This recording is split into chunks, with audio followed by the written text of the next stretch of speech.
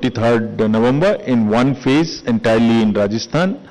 The date of issue of Gazette notification would be 30th October and date of counting for everyone being 3rd of December.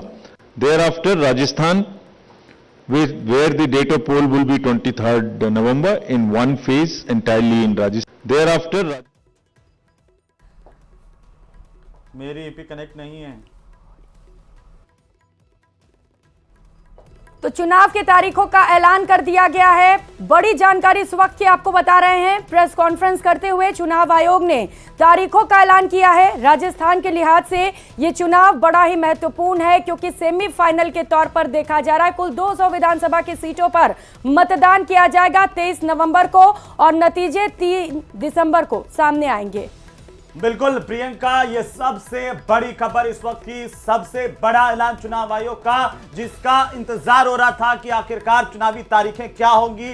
मुख्य चुनाव आयोग की तरफ से ये ऐलान कर दिया गया। नए वोटर्स की जानकारी भी दी गई और साथ ही साथ ये भी बताया गया प्रियंका कि इस बार नवाचार क्या होंगे चुनाव आयोग की तरफ से। जैसे ऐसे मतदाता जो डिसेबल हैं, जो बूथ तक नहीं पहुंच सकते हैं, उनके लिए सबसे महत्वपूर्ण खबर यह है कि उनके घर तक पोलिंग बूथ की जो टीमें हैं वो पहुंचेंगी और घर बैठे वो मतदान कर सकेंगे। लेकिन उसके लिए सबसे पहले चुनाव आयोग की साइट पर जाकर के रजिस्ट्रेशन करवाना होगा, ये भी अनिवार्यता होगी। जी प्रियंका। बिल्कुल, जो डिसेबल्ड हैं उनके घर भी चुनाव आयोग की टीम पहुंचेगी, वो घर बैठे मतदान कर सकेंगे। साथ ही साथ जो बुजुर्ग हैं, जो पोलिंग बूथ पर जाने में असमर्थ हैं, उनके घर भी टीम खुद पहुंचेगी और वो घर बैठे अपने मतों का प्रयोग कर सकते